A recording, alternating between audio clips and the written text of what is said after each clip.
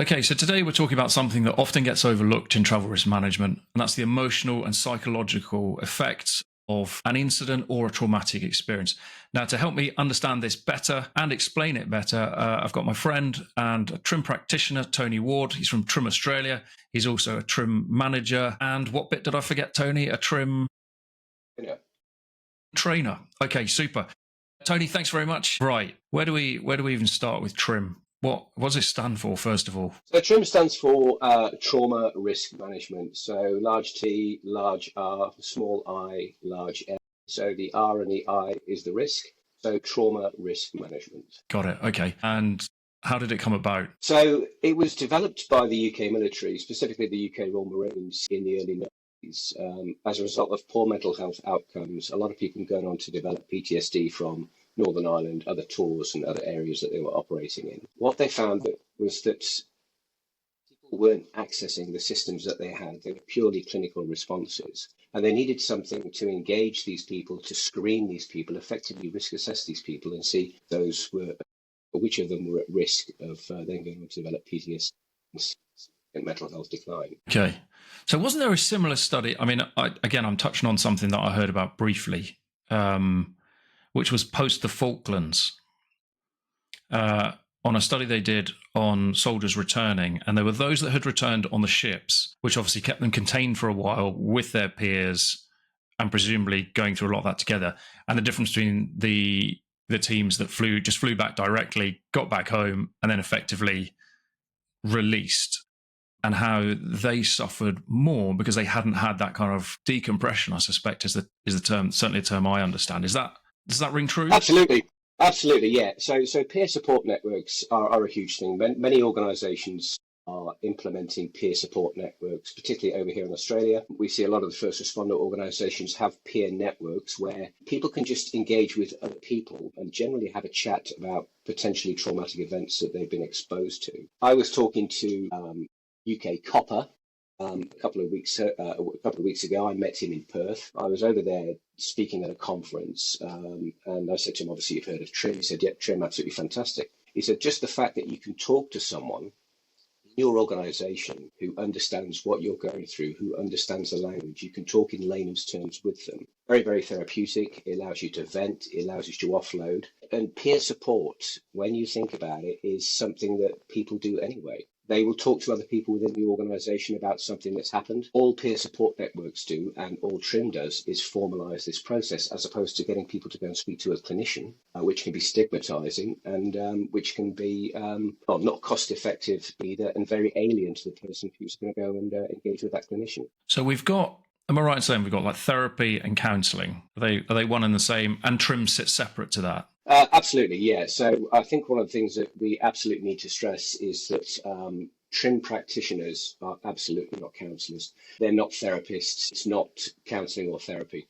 Counselling or therapy is clinical. It's delivered by a professional, and it's usually accessed once difficulties with someone are visible. Whereas TRiM is organisationally managed, it's embedded within the organisation, peer delivered, as we've just spoken about, and it's triggered by an event. And effectively, you can think of it as a buffer zone between a potentially traumatic event and then going on to speak to a clinician, because we don't want to always have a clinical response. We don't want to always be banging an attack with a sledgehammer when 95% of the time it could be just the fact that someone within the organisation who gets it and talks to you to allow people to vent. Okay, so I think you've touched on it a couple of times, someone that gets it. So someone that has an understanding of your experience and what you've been through, not necessarily someone that you know. No, not necessarily someone that you know. Okay. And I would suggest that speaking to someone who you know might not be as productive as speaking to someone you don't know within the organisation, because there may be things that you wouldn't want to say to a mate, but you would say to someone who's a TRiM practitioner. But the fact that they're peers and they get it, so to use that term, get it, means that you can talk about things in the language you would normally use in your day-to-day work. You could probably, certainly in first responder type environments of military, you could drop the F-bomb or whatever it is, just talk as you normally would, as opposed to being reserved when you're engaging with someone who's outside the organisation and doesn't necessarily understand the culture or the language that you deal with. And you might be minding your P's and Q's when you're talking to them as well. It allows you to relax and talk to someone who understands what you've gone through. Okay, and I suppose if it was the other way, then there's always that feeling of, am I being judged here? If they don't really know what it is I do, is that the danger? Yeah, is that potentially? It is the danger as well. And we see it with, so a lot of organizations now are employing what's called EAPs, employee assistance programs, where the organization will fund access to clinicians. And organizations are making big bucks out of it. I'm not saying that all organizations do this, but if you've got an organization that's specifically offering employee assistance programs, they're going to see people from all walks of life. And there will be, to a certain extent, a cookie cutter approach, as opposed to someone within the organization who, yes, I've been a copper on the beat, or I am a copper on the beat. I am an infantier myself. I'm the same sort of rank as you. I'm one of your peers. I can understand that you can just talk to me without having to try and explain yourself and second guess what you're saying. Got it. Okay. So just in terms of the type of instance we're talking about, we mentioned traumatic instance, but we're not just talking about frontline services. Your blue light services, military. Who else is likely to, a road traffic accident? You've seen it, been involved, Absolutely, heard about it? It doesn't even need to be a road traffic accident. And one thing I think I should stress here is that it's not up to the organization to determine what was traumatic and what wasn't traumatic. I was talking to a potential client the other week about systems that they had in place. And they said, we've already got a structure there where we have a 3-tier system. We've got a level 1 trauma, level 2 and level 3. Trauma is a very, very individual thing. And what I find traumatic, you might not find traumatic, and vice versa. So that's why we say a potentially traumatic event. So it can be anything at all that can be potentially traumatic to an individual. But yes, road traffic accidents, frontline kinetic engagement with the military, day-to-day work with the police, so on and so forth. But when you look at the organisations that are now using TRiM within the UK, so you've got airlines using it, Oxfam, you have KPMG, the BBC, Sky News. These are organisations that you wouldn't necessarily say have a high risk of trauma, but they find that TRiM works because trauma can happen anywhere in any walk of life. Okay, so one of the things I touched on, well, you've touched on actually, but I happen to see it in the notes, is like call handlers. So they're not. There's no incident for them. They can't see it; it's not there. But presumably their mind is racing because they're visualizing this whole thing. Exactly, and one of the good things about the TRiM system, as compared to other systems, is, so let's say, for example, any peer system that operates within an organization, it will generally engage with the people who are directly involved in an incident. Whereas TRiM has got a very unique and very comprehensive filtering process. So TRiM will not only consider the people who were directly involved in the incident, it will also then look at people who may have viewed the incident via CCTV. It will look at people who may have turned up to help, people who witnessed it, people who attended out of morbid curiosity, people who were on the other end of a radio or had to read a report. So while TRiM can deal with one specific individual involved in an incident, it can also scale up to a couple of hundred people. And this filtering process will then capture all of those people involved. And it even looks at people who weren't there, who could have been there. So if you think about it, for example, if I wasn't at work one day and you took my place and there was an incident, I'm going to start to feel guilty in the fact that I wasn't at work and you were then exposed to that incident. Okay. But there's also the fact that, oh, wow, that would have been me had I been at work. So TRiM sweeps them all up through this filtering process and then moves on with the process to offer them what we call a TRiM intervention. Okay, so that in itself is really interesting. A lot broader than I expected it to be. I was expecting, okay, we had 4 people involved in the response. Fine, let's get them spoken to. Okay, yeah, great. Off we go. And they're on taking that a stage further now that we know it could be anyone and anything. And I think that's far more useful and far more grown up. The initial, I suppose the post-incident response is to what? To sit them down in a room and talk to them, or how do you engage? So no real engagement. There's some planning that goes on. There's no real engagement for the first 72 hours because following any incident, 72 hours, for 3 days afterwards, everyone is going to be in a state of flux. So there's no point in me going and speaking to you following an incident within 72 hours because, yes, you're going to score quite highly on this TRiM risk assessment sheet that we use. So to 72 hours. It can be at the 72-hour point. It can be a week later, generally sooner rather than later following that 72 hours. During that time, the TRiM team, let's take, for example, an incident involving multiple people. During that time, the TRiM team will be planning. And then all of those people who are filtered involved will be invited to a TIB, a TRiM incident brief. Now, the TRiM incident brief serves a number of purposes. First and foremost, someone from leadership within the organisation will brief the facts of what happened. Because as you and I both know, there's nothing worse than rumours that are incorrect going around the organisation, traumatising people as well. So without traumatising people at the TRiM incident brief, the facts of what happened are then given out. Someone from the TRiM team, so a TRiM manager, will then talk about the TRiM process that's to follow. But most importantly, during the TIB, it normalises the responses that people are having. And the message is very clear.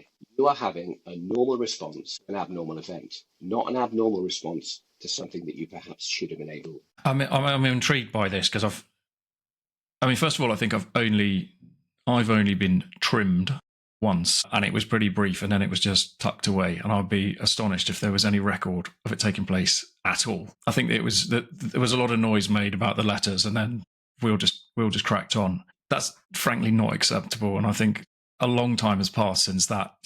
But it was later than the 90s, I'll tell you that much. In terms of an organisation, there's been an incident within an organisation.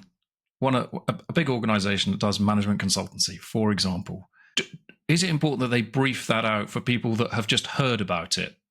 Within the organisation, yeah, it's like any system. Unless people know about it, unless people engage with it, it's not going to work. And one of the good things about TRiM is the fact that, as we've just spoken about, normalising people's responses to traumatic events, you will see a cultural shift within the organisation because TRiM interventions will then occur following any potential traumatic event, and it then becomes carry on as normal, carry on normal jogging. The TRiM team will kick in. So people then realise that TRiM is a response just as much as any other response, such as a work health and safety response. The TRiM team will come in, and then they realise that there is no stigma attached to it. We're not asking people to go outside of an organisation and talk to a clinician. They're talking to people within the organisation, and it's absolutely normalising everything.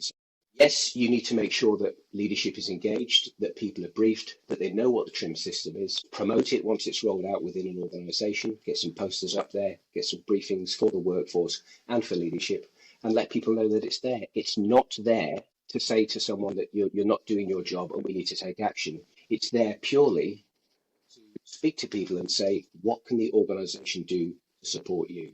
So we've got an incident. We're 72 hours after organisation's been briefed. We've been on this TRiM briefing board. What was it again? The TIB, TRiM Incident Brief. Okay, that. And at that point, are you starting to identify the things that, or the responses that you might see in others? So I think that's quite important because sometimes I suppose you know that you are responding in some way to the incident, but you might not necessarily be doing anything about it. And I think for me, that's a culture that I have big concerns with, is people just internalising. But actually, if people are trained, then they will start to, or have an awareness, then they can perhaps see those reactions in you. And then that's when you can, you've got to be very careful about this, I presume, but that's when you can start trying to get that person additional assistance. Yeah, so the TRiM practitioners are trained. So it differs from a normal peer network and a normal peer conversation in the fact that TRiM practitioners are trained and they're looking for risk factors. There are 10 risk factors, and there are also acute stress indicators. So during the course of the conversation with the TRiM practitioner, which probably lasts about 45 minutes to an hour, the TRiM practitioner will be shaping the conversation to try and look for any of these risk factors. And these risk factors are clinically researched as indicators of people who may then go on, or indicators of things that may lead to PTSD with the longer term. The conversation itself takes place in the form of what we call a BDA, so before, during, and after. So taking you, for example, Darren, I would talk to you and I would get a sense of what normal Darren looks like. So I'd be talking about your routine before the incident, what sort of things you enjoyed, what you didn't enjoy. I'd be talking about your social structures, your alcohol intake, your sleep patterns, so on and so forth. I'd then get you to talk to me about the incident itself, in your own words, in your own time. Being careful to ask you what you were thinking at the time, as opposed to what you were feeling at the time, because we don't want to start re-traumatizing you. And then I'll talk to you about what's been going on since the event and what sort of things have been happening afterwards. So certain risk factors that would be looked at is, for example, blame other people for that. Yeah, my boss shouldn't have put me in that situation. That is a risk factor. Okay. Do you feel guilty about what's happened? That's another risk factor. Or, yes, I felt my life was in danger, another risk factor. And then we'll talk about, so the acute stress indicators will be things like, are you having nightmares? Are you having flashbacks? Are you having poor sleep patterns?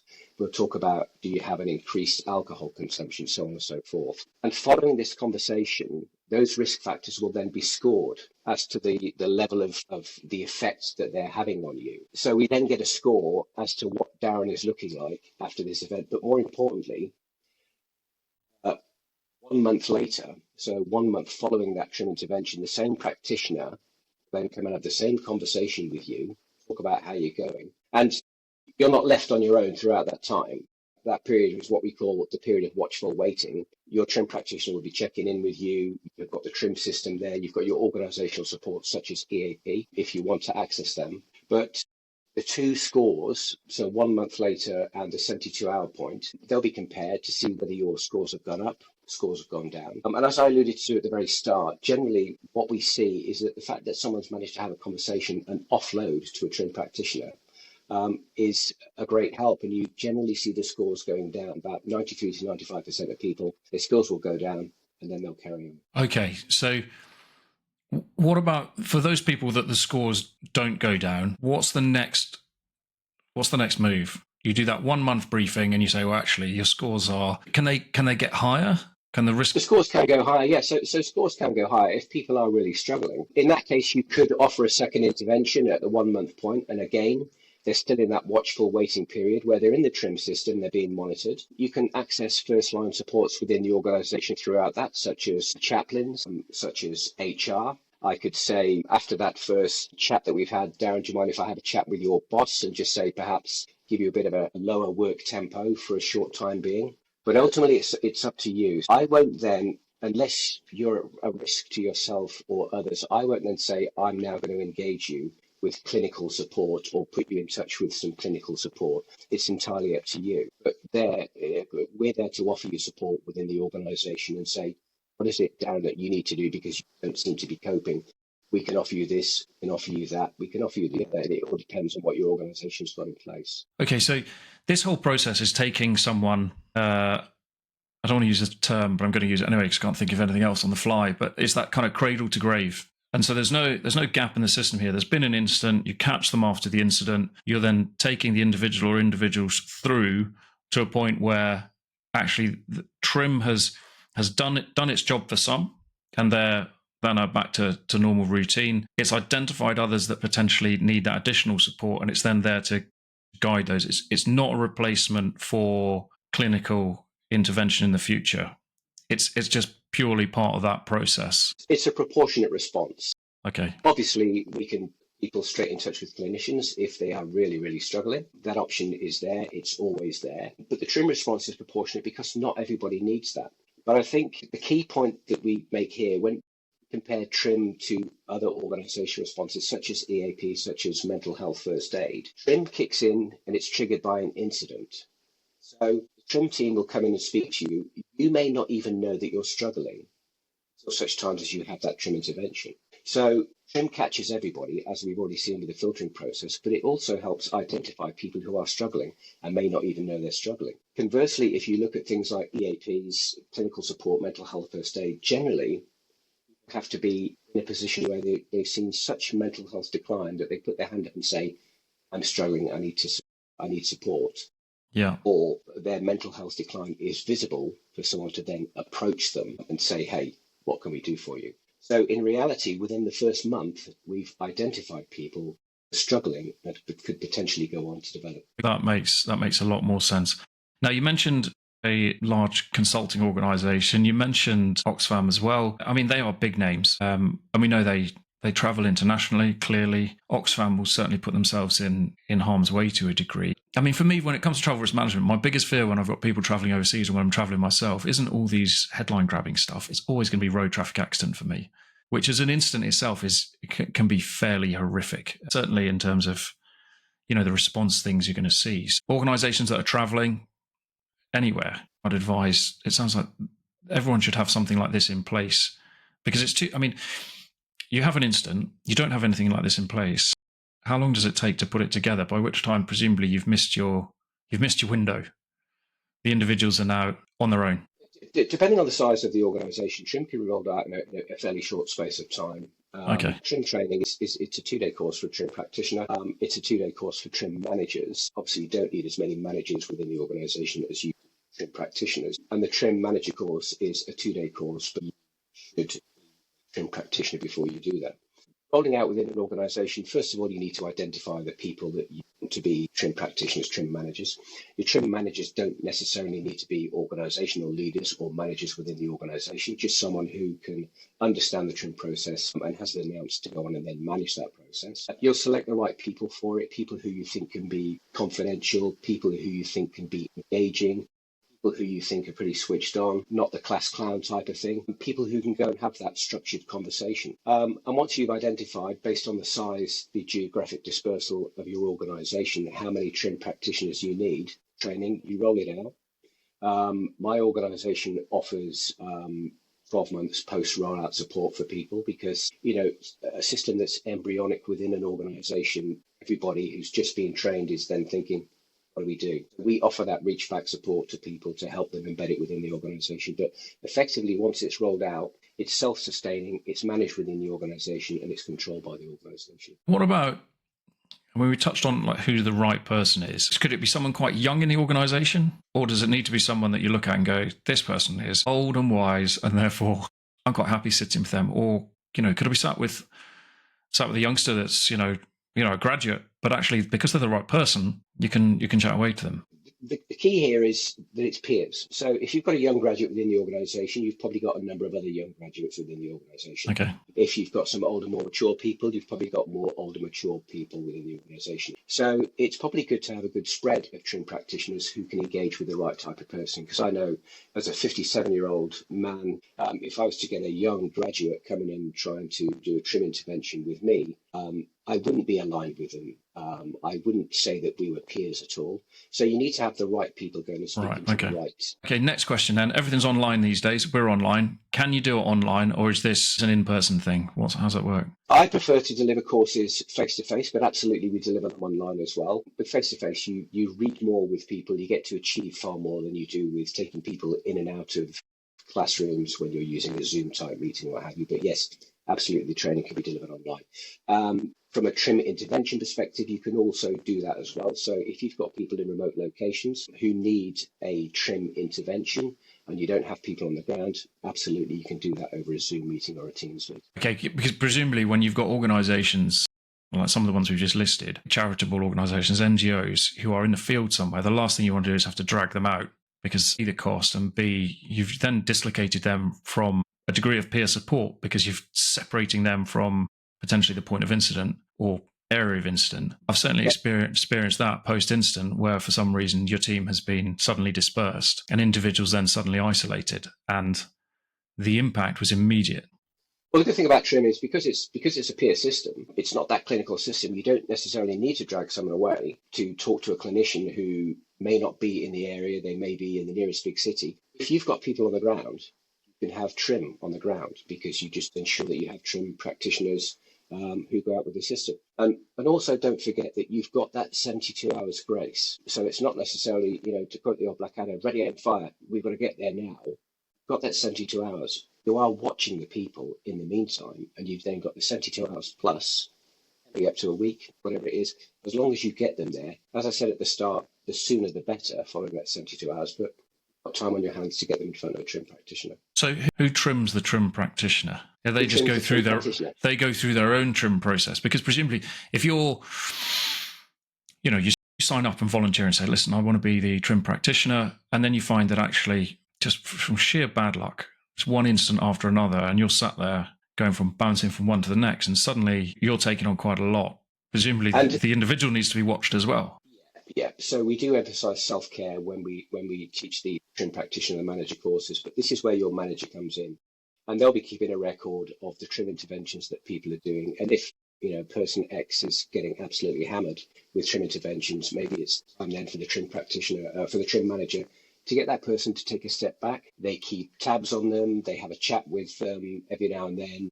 They'll make sure that their mental health is in a good place. Yeah, it's a system that not only looks after the people, but the TRiM system itself looks after the TRiM practitioners. I hate myself for asking this, but how do you measure success? Can you measure success for this at all? You can measure success. In fact, I've got some stats up here, and I think it's probably worth noting that the fact that TRiM is embedded within the NHS. It's in all three arms of the UK military, most of the first responders, and the major corporations that we spoke about. But some of the data speaks for itself. So, for example, in the NHS, 98% of staff using TRiM reported that it helped manage trauma. More importantly, it helped them stay in work. TRiM has halved long-term psychological injury claims in emergency departments, and it's improved return to duty in 3 months by about 30%. In the military, personnel in TRiM programs were significantly more likely to seek mental health support when needed. And that goes back to what we spoke about earlier on, because once you normalise the TRiM system, it's not seen as something alien. It's not seen as something completely different to what we do. It's that normal response. People will then feel that they can go and seek the mental health support that they need. So we're talking, just to go back to that, because I think that's really important. You're talking about embedding it. It's a culture thing, and it's part of what we do. There's no questions asked. This is what we do. Yeah, absolutely. I was talking to a former brigade commander when I was at this convention last week, and he joked about the fact that it almost became a badge of pride for people when they were involved in kinetic incidents in Afghanistan. It was like, well, your incident couldn't have been that bad because you didn't get trimmed after it. Brutal. Exactly. So when the soldiers are joking about it, it shows that they're accepting it as the response, and it is the normal response. And it really is a cultural enabler. Okay, I mean that just begins to make a lot more sense. I feel like I don't want to harp on about it, but I think when I was trimmed, I believe it was slightly embryonic at that stage still. And I suppose if we're taking it further, actually, you talked about chaplains, and I suppose they were always our go-to. I mean, I remember being sat down next to the chaplain one time, just because I happened to be sat next to him in the smoking area, and the commanding officer came past and was like, "Oh, sorry to interrupt," like I was having some kind of intervention. I was like, "Oh, brilliant." But then and there was a bit of stigma there, thinking, "Holy moly, I'm sat with the Padre, commanding officer see me talking to him, that's it. That's going straight in my report." But that's exactly what you're aiming to avoid. Actually, and do you know what? I spoke many years ago, a few years ago, to a chap called Brian Noble, who's an amazing rugby league player, rugby manager, and I listened to him talking about leadership, etc. One of the things he spoke about, this is in rugby league, was the importance to him for chaplains, not because he was a religious man, he may be, but that's not what he was focused on. He was focused on that element that broke clean for the leadership and was a separate area, a safe space, I suppose, for players to talk to someone. Because, they may be sportsmen, but they've still got stuff going on. So fascinating. So that whole aspect of like an air gap for someone to talk to, I think that's incredibly important. But it also goes back to when we were talking before, when you asked the question about who would be the right people to have within the organisation as the TRiM practitioners.